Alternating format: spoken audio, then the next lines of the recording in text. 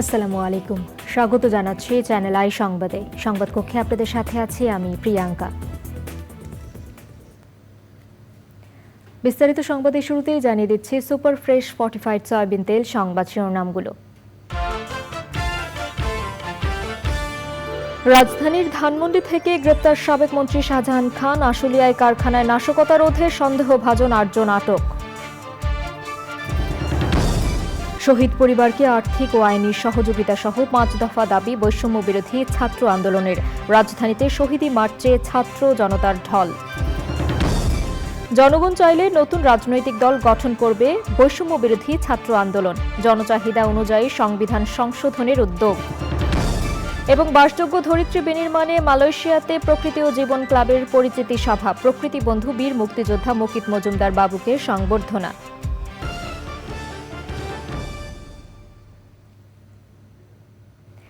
সংবাদ শিরোনামগুলো জানাচ্ছিলাম। এখনকার সংবাদ আয়োজন একই সঙ্গে চ্যানেল আইয়ের ইউটিউব চ্যানেলে এবং চ্যানেল আইয়ের ওটিটি প্ল্যাটফর্ম আই স্ক্রিনে লাইভ স্ট্রিম হচ্ছে। যাচ্ছে বিস্তারিত সংবাদে।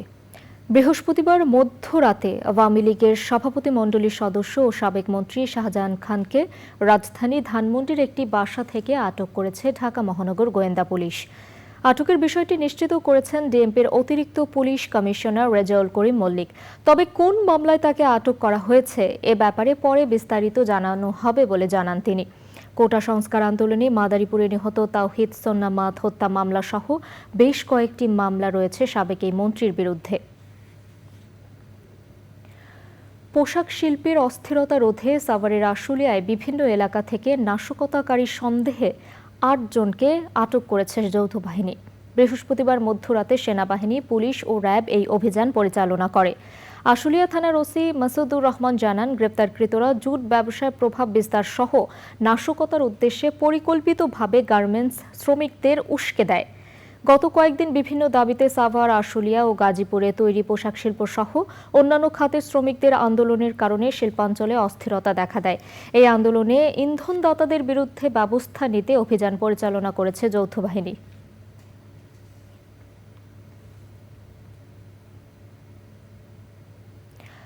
ছাত্র জনতার গণ অভ্যুত্থানের ১ মাস পূর্ণ হয় বৃহস্পতিবার। গণ অভ্যুত্থানে শহীদদের স্মরণে বৈষম্য বিরোধী ছাত্র আন্দোলনের আয়োজনে শহীদি মার্চে ছাত্র জনতার ঢল নামে। রাজধানীতে পদযাত্রা শেষে শহীদ মিনারের সমাবেশ থেকে শহীদ পরিবারদের আর্থিক ও আইনি সহযোগিতা দেওয়ার পাশাপাশি ৫টি দাবি জানান বৈষম্য বিরোধী ছাত্র আন্দোলনের নেতারা। মইনুল হাসানকে সাথে নিয়ে লায়লা নসীনের রিপোর্ট। ক্যামেরায় ছিলেন হাবিবুর রহমান ও রাসেল জমাদ্দার। পদযাত্রার নির্ধারিত সময় বিকেল ৩টা হলেও দুপুর থেকে ঢাকা বিশ্ববিদ্যালয়ের রাজু ভাস্কর্যের সামনে সমবেত হন হাজার হাজার ছাত্র জনতা। হাতে জাতীয় পতাকায় এখনো বিজয়ের দোলা। ১ মাস আগের ঠিক এই দিনেই বাংলাদেশ সাক্ষী হয়েছিল নতুন এক ইতিহাসের, নতুন এক বিজয়ের, নতুন এক বাংলাদেশের শুভ সূচনার।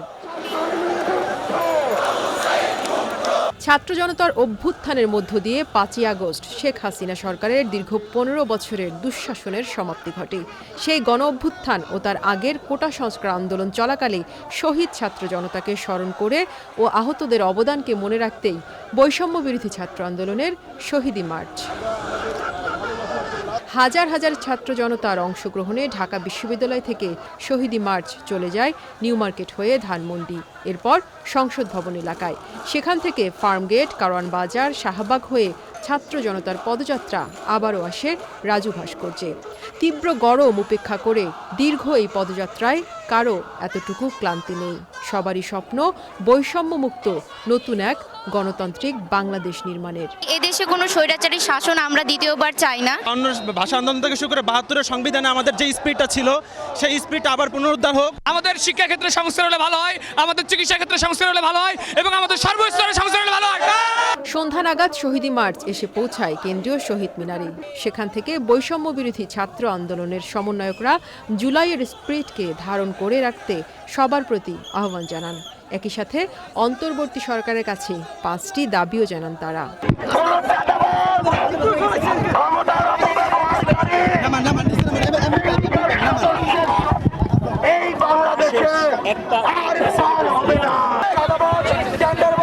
যারা আবার পুনর্গঠিত হচ্ছিল, আমরা আপনাদেরকে বলছি আপনারা 5 সেপ্টেম্বরকে মনে রেখে আপনারা পরবর্তীতে সিদ্ধান্ত নেবেন।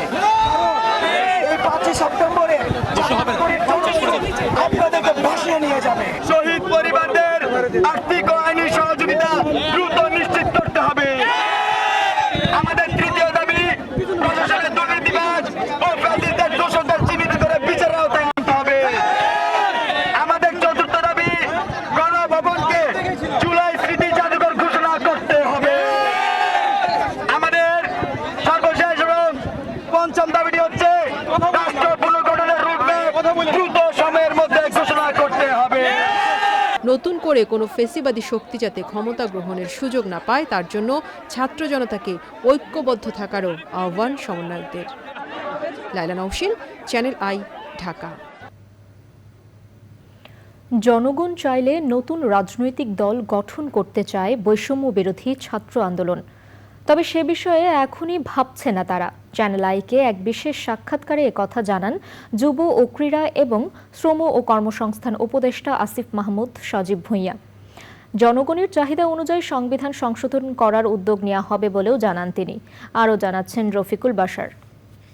প্রধান উপদেষ্টা পদের ছাত্র জনতার আন্দোলনের মাধ্যমে সরকার পরিবর্তনের পর অন্তর্বর্তী সরকারের উপদেষ্টা হয়েছেন আসিফ মাহমুদ সজীব ভুঁইয়া। ছাত্র আন্দোলনে তিনি ছিলেন সম্মুখ সারিতে, নেতৃত্ব দিয়েছেন শিক্ষার্থীদের সংগঠিত করতে। শপথ নেওয়ার পর থেকেই ব্যস্ত সময় পার করছেন তিনি। পালন করছেন যুব ও ক্রীড়া এবং শ্রম ও কর্মসংস্থান এই 2 মন্ত্রণালয়ের দায়িত্ব। চ্যানেল আইকে দেওয়া একান্ত সাক্ষাৎকারে দেশ গঠন, সংবিধান সংশোধন সহ বিভিন্ন বিষয়ে কথা বলেছেন তিনি। যে ধরনের সংবিধান মানুষ চায়, দীর্ঘদিন ধরে মানুষ চেয়ে আসছে এবং 72-এর সংবিধানকে কাটাছেঁড়া করে যে অবস্থা করা হয়েছে এবং 72-এর সংবিধান নিয়েও অনেক প্রশ্ন আছে, সেটি একটি নির্দিষ্ট ধারার চিন্তাকেই কন্টেইন করে এরকম অনেক বক্তব্য মানুষের মধ্যে আছে। তো সংবিধানের বিষয়টা এটা একটা জাতীয় জনমতের ভিত্তিতেই সংবিধানের পরিবর্তনটা আসবে, এমন না যে আমরা যারা দায়িত্বে আছি তাদের চিন্তার ভিত্তিতে হবে। জনমতটা আপনারা কিভাবে নেবেন? জনমত তো আমরা যতটুকু দেখছি ইতিমধ্যেই আছে। এই আন্দোলনের সময়ই জনমত তৈরি হচ্ছিল এবং এই সরকার গঠনের পরে বিভিন্ন সভা সেমিনারের প্রতি মানুষের রিয়াকশন এবং মানুষের সোশ্যাল মিডিয়া কিংবা পত্রপত্রিকায়, টিভিতেও আমরা দেখছি যে কি ধরনের বাংলাদেশ মানুষ চায়। জনমত তৈরি হয়ে আছে। এখন হয়তো প্রসেসটা নিয়ে প্রশ্ন হতে পারে, প্রসেসটা আমরা ডিসকভার করতে পারি। রাজনৈতিক দলগুলোর সাথে সংলাপ হবে, সকল স্টেক হোল্ডারের সাথে সংলাপের ভিত্তিতেই একটা নতুন বাংলাদেশের একটা নতুন সংবিধানের দিকে হয়তো আমরা যাব। দেশের মানুষ চাইলে রাজনৈতিক দল গঠন করার কথা ভেবে দেখবে বৈষম্য বিরোধী ছাত্র আন্দোলন। আমরা তো অলরেডি পলিটিক্সেই আছি, যেহেতু সরকারে আছি। মানুষ এটা দল গঠনের ব্যাপারটা হচ্ছে যদি বাংলাদেশের মানুষ চায়, মানুষের মধ্যে সেই আকাঙ্ক্ষাটা থাকে, সেই জায়গায় আমরা সেটা বিবেচনা করব। এই বিষয়ে এখনও কোনো সিদ্ধান্ত হয়নি। বৈষম্য বিরোধী ছাত্র আন্দোলনের যারা আছেন সবাই এখনও রাজপথে কাজ করে যাচ্ছেন। তারাও মানুষের জনমতটা বোঝার চেষ্টা করছেন এবং দেশ পুনর্গঠনে কিভাবে দেশের মানুষ দেশটা পুনর্গঠন করতে চায় সেই মতামতগুলো তারা একসাথে করছেন। এবং দেশের মানুষের যদি প্রয়োজনীয়তা থাকে যে তরুণদের কোনো রাজনৈতিক দল কিংবা রাজনৈতিক বন্দোবস্ত হওয়া প্রয়োজন, তাহলে আমরা ভেবে দেখব। তরুণদের কর্মস্পৃহা কাজে লাগাতে পারলে সুন্দর বাংলাদেশ গঠন করা সম্ভব হবে বলে আশা উপদেষ্টার। তরুণদের যেই শক্তি আছে, তাদের যেই চিন্তা এবং যেই কর্মস্পৃহা আছে এটিকে যদি আমরা কাজে লাগাতে পারি, এটা ডক্টর মোহাম্মদ ইউনূসও সবসময় বলেন, তাহলে বাংলাদেশ একটা সুন্দর বাংলাদেশ আমরা গড়তে পারবো।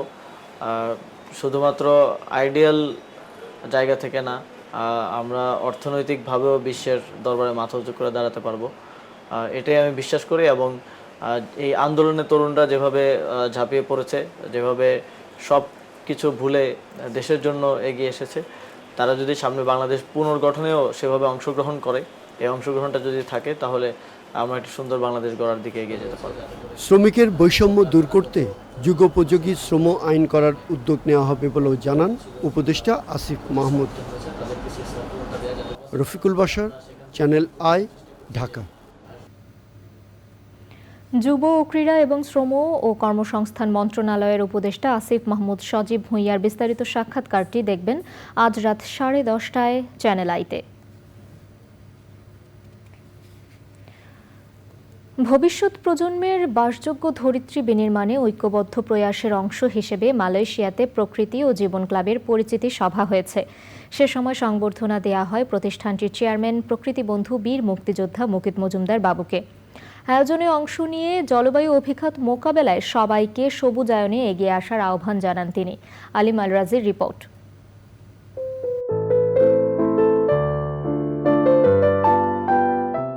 প্রকৃতি রক্ষার দায়বদ্ধতা থেকে জলবায়ু অভিঘাত মোকাবেলা ও প্রাণ প্রকৃতি রক্ষায় যুগেরও অধিক সময় কাজ করছে প্রকৃতি ও জীবন ফাউন্ডেশন।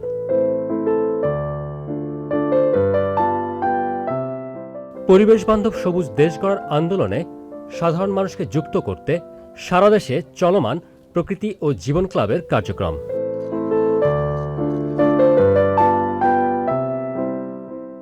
প্রাণ প্রকৃতি রক্ষার অভিযাত্রা বিশ্বব্যাপী ছড়িয়ে দিতে সংযুক্ত আরব আমিরাতের পর চলতি বছর মালয়েশিয়া যাত্রা শুরু করে প্রকৃতি ও জীবন ক্লাব।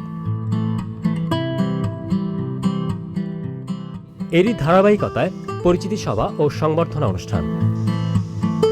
সম্মাননা জানানো হয় দেশের প্রকৃতি পুরুষ ও প্রকৃতি ও জীবন ফাউন্ডেশনের চেয়ারম্যান মুকিত মজুমদার বাবুকে।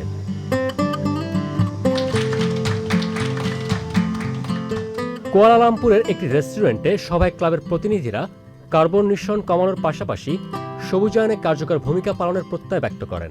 প্রকৃতি যত সুন্দর হবে, সুশীল হবে, তখন আমাদের জীবনযাত্রা ততই সুন্দর হবে, সুষ্ঠু হবে এবং আমাদের প্রোডাক্টিভিটি ততই বাড়বে। স্যার যেই ভালো উদ্যোগ নিয়েছেন, আমরা প্রবাসও সেটা অনুভব করি প্রকৃতি জীবনকে নিয়ে। আমরা ভবিষ্যতে স্যারের আদেশ অনুক্রমে আমরা প্রবাসে বাংলাদেশেরও একসাথে ঐক্যবদ্ধ হয়ে স্যারের সঙ্গে কাজ করতে আগ্রহী এবং আমরা কাজ করে যাব। প্রকৃতির জন্য এইভাবে নিবেদিতভাবে কাজ করতে পারে, সেটা আমি যদি স্যারের সান্নিধ্যে না যাইতাম তাহলে কিন্তু আমি এই বিষয়টা আমি বুঝতাম না। মানে ওনার যে ব্যবসা বাণিজ্য, মানে এই যে একটা ডেভেলপমেন্ট সেক্টরে কাজ করে, মানে ব্যবসা সেক্টরে কাজ করে, সেই পরিচয়গুলো কিন্তু ছাপিয়ে গেছে ওনার এই প্রকৃতি জীবন ক্লাব, প্রকৃতি জীবন ফাউন্ডেশন, এই প্রকৃতি জীবন অনুষ্ঠানের মধ্যে দিয়ে। Water pollution, land pollution, soil pollution, air pollution, এই পলিউশনগুলোর কারণে আমরা আমাদের আয়ুষ্কাল, আমরা আল্লাহ আমাদেরকে যেটুকু হায়াত দিয়েছে সেইটুকু বাঁচতে পারছি না। কাজে আমাদের প্রকৃতির প্রতি আমাদেরকে আরও সদয় হতে হবে। প্রকৃতির প্রতি আমাদের আরও দায়িত্ব নিয়ে আমাদের প্রকৃতিকে সুন্দর করে গড়ে তুলতে হবে। নিজেদের অস্তিত্ব রক্ষার প্রশ্নে পারস্পরিক অভিজ্ঞতা বিনিময়ে পরিবেশ প্রতিবেশ রক্ষার কার্যক্রম আরও বিস্তৃত করার আহ্বান জানিয়েছেন প্রকৃতি বন্ধু বীর মুক্তিযোদ্ধা মুকিত মজুমদার বাবু। ভালো লাগে যখন আপনারা বিদেশে থেকে এ ব্যাপারে এগিয়ে আসেন এবং আপনারা এই রকম একটি মহৎ কাজে আপনারা যে এগিয়ে এসছেন, সেটার জন্য কিন্তু সত্যি আপনাদের অনেক অনেক ধন্যবাদ। বাংলাদেশকে কত ভালোবাসেন সেটার কিন্তু প্রমাণ আপনাদের উপস্থিতি। পরিবেশ প্রকৃতিকে কিন্তু ঠিক রাখা খুবই কঠিন একটা সমস্যা। আমরা সব কিছু পেতে চাই খুব শর্টকাটে, খুব জলদি পেতে চাই সব কিছু, এবং যার কারণে কিন্তু মূল্যবোধের অবক্ষয় হয়ে গেছে। পরিবেশ প্রকৃতি কিন্তু শর্টকাটে অর্জন করা যায় না, সুতরাং এটা কিন্তু শর্টকাটে ধ্বংস হয়। আমরা কিন্তু দিন দিন এই যে নানা ধরনের রোগে ভুগি, এর কারণও কিন্তু এই ধরনের এই যে নানা কর্মকাণ্ড আমাদের। আসুন আমরা একসাথে হাতে হাত মিলিয়ে এই প্রকৃতি জীবন ক্লাব মালয়েশিয়া বাংলাদেশ মিলে আমরা একটা ভালো একটা উদ্যোগ নিয়ে এগিয়ে যাই। সামাজিক দায়বদ্ধতা ও পরিবেশ প্রকৃতি সংরক্ষণের পাশাপাশি আত্মমানবতার সেবায় নিরলসভাবে কাজ করে যাচ্ছে প্রকৃতি ও জীবন ক্লাব। আলিমাল রাজি, চ্যানেল আই, কুয়ালালামপুর, মালয়েশিয়া। দর্শক, এবারে বিরতি এবং বিরতির পর যা থাকছে।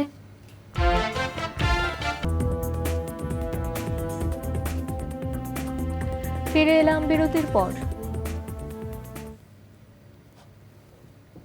এবারে নিটোল টাটা কৃষি সংবাদ।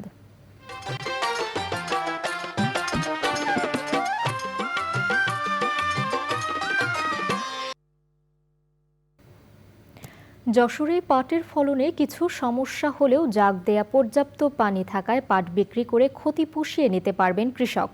জাগ দেয়া পাট ধুয়ে ঘরে তুলতে ব্যস্ত সময় পার করছেন তারা। তবে কাঙ্ক্ষিত দাম পাওয়া নিয়ে সংশয়ে চাষিরা। যশোর প্রতিনিধি আকরামুজ্জামানের রিপোর্ট। গত কয়েক বছর ধরে দেশের দক্ষিণ পশ্চিমের জেলাগুলোতে খরা ও অনাবৃষ্টির কারণে পাট চাষ ব্যাহত হয়ে আসছে। এবছর পাট চাষে বৃষ্টির অভাবে সমস্যায় পড়লেও পাট কেটে ঘরে তোলার সময় পর্যাপ্ত বৃষ্টি পেয়েছেন কৃষকরা। চলতি মৌসুমে যশোর অঞ্চলে বৃষ্টিপাত হওয়ায় নদ নদী, খালবিল ও বাওড়ের পানিতে পাট জাগ দিতে পারছেন চাষিরা। আমাদের এই যে পানি হয়েছে, পানি হওয়ার পরে এই পাটটা জাগ দিতে একটু সুবিধা হয়েছে, কিন্তু আমাদের আবার ধানের ফসল মার গিয়েছে। বেশি একটা ভালো হয়নি, কিন্তু বৃষ্টির কারণের জন্য আমাদের যা কিছুটা খরচ বাঁচবে, তারপরও দামের দিকে যে আমরা মানে লাভবান না, আমাদের ক্ষতির মুখেই আছে আর কি। যখন বৃষ্টি একটু হয়েছে সে সময় একটু পুষ্টাটা ভালো হয়েছে। এখন ফলনে মনে হয় একটু কম বেশি হবে, তারপর দামে তো কম হয়ে যাচ্ছে। তবে শুরুর দিকে অনাবৃষ্টির কারণে পাটের ফলন তেমন একটা ভালো হয়নি। সেচ সহ আনুষঙ্গিক খরচও বেড়েছে। এজন্য পাটের কাঙ্ক্ষিত ন্যায্য দাম নিশ্চিতে সরকারের হস্তক্ষেপ কামনা করেছেন কৃষক। মিডিয়াম পাট অন্যবারের তুলনায় একটু কম, তারপরেও সন্তুষ্ট আমরা। মাঝে একটা বর্ষার জন্য পাটটা একটু কোনোরকম হয়েছে। এটা রোগ দেখা দিয়েছে, পাটের গুঁড়া শুকিয়ে গেছে। তা আমাদের পাটের যদি 3,500 টাকা মন দিলি আমরা মানে বাঁচবো, নাইতে আমাদের খুব সমস্যা। কৃষি বিভাগ জানিয়েছে পাটের ফলনে কিছু সমস্যা হলেও জাগ দেওয়া পর্যাপ্ত পানি থাকায় পাট বিক্রি করে ক্ষতি পুষিয়ে নিতে পারবেন কৃষক। পাট চাষের খরচ করে তার ক্ষতি পুষিয়ে নেওয়ার জন্য বা তার টাকা ওঠানোর জন্য যে মূল্য আসলে দরকার, এখন পর্যন্ত আসলে কৃষকের কাছে যেটা অভিযোগ সেটা এখনো কাঙ্ক্ষিত মূল্য পাচ্ছে না। তবে আমরা মনে করছি যে ভালো যে পাটটা আছে এটা যদি 3,000 টাকা 3200 টাকা যদি মূল্য হয় পার মন, সেক্ষেত্রে কৃষক লাভবান হবে। চলতি মৌসুমে যশোরের 23,570 হেক্টর জমিতে পাট আবাদ হয়েছে বলে জানিয়েছে কৃষি সম্প্রসারণ অধিদপ্তর। যশোর থেকে আকরামুজ্জামান, চ্যানেল আই। এবারে প্রকৃতি সংবাদ।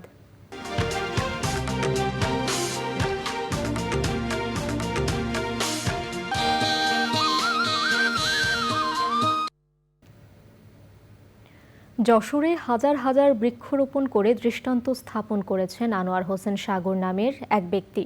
প্রায় 1.5 যুগ ধরে নিজ খরচে বিভিন্ন সড়কের দুপাশে গাছ রোপণ করছেন তিনি। জলবায়ু পরিবর্তনের বিরূপ প্রভাব মোকাবেলায় ও প্রাকৃতিক ভারসাম্য রক্ষায় এমন দৃষ্টান্ত এলাকাবাসী সহ সবাইকে আরও উদ্বুদ্ধ করবে বলছেন স্থানীয়রা। আকরামুজ্জামানের আরেকটি রিপোর্ট। যশোর সদরের লেবুতলা গ্রামসহ বিভিন্ন সড়কের দুপাশে শোভা পাচ্ছে ফলদ, বনজ ও ঔষধি সহ বিভিন্ন প্রজাতির গাছ। প্রকৃতির প্রতি ভালোবাসার টানে 2009 সাল থেকে এলাকার শিক্ষা প্রতিষ্ঠান সহ বিভিন্ন রাস্তায় বৃক্ষরোপণ করে আসছেন আনোয়ার হোসেন সাগর।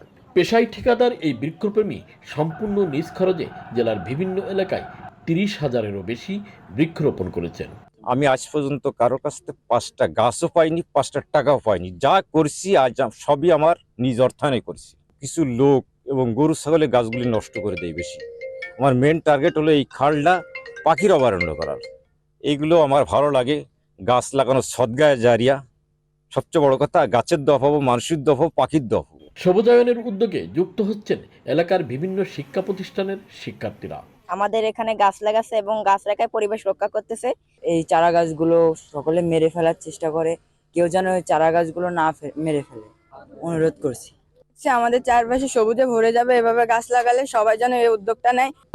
পরিবেশ রক্ষা হচ্ছে এবং গাছে সবুজ হচ্ছে। প্রকৃতি ও পরিবেশের ভারসাম্য রক্ষায় গুরুত্বপূর্ণ ভূমিকা রাখছে এসব গাছ। এটাকে যদি সামাজিক একটি আন্দোলন হিসেবে আমরা গ্রহণ করতে পারি, রাস্তার পাশের যে জায়গাগুলো এমনি এমনি পড়ে থাকে, তো সেটাকে যদি উৎপাদনশীলতার ভেতরে আমরা আনতে পারি, একই সাথে যেমন আমাদের পরিবেশের সুরক্ষা এটা হবে, আমাদের জিডিপিতেও এর একটা বড় ধরনের অবদান থাকবে। ওনার এই কর্মকাণ্ড যাতে আরো দীর্ঘায়িত হয় এবং এলাকার সব মানুষগুলো শুধু বৃক্ষরোপণ করলে হবে না, এই রোপিত গাছগুলো যাতে রক্ষণাবেক্ষণ হয়, সব শ্রেণীর মানুষগুলো যাতে এগিয়ে আসে, সেই আশাবাদ আমি রাখছি, সবার কাছে দাবি রাখছি। জলবায়ুর অভিঘাত মোকাবেলা সহ প্রাকৃতিক দুর্যোগ থেকে বাঁচতে গাছ রোপণের বিকল্প নেই বলছেন পরিবেশবাদীরা। যশোর থেকে আকরামুজ্জামান, চ্যানেল আই। এবারে খেলার খবর।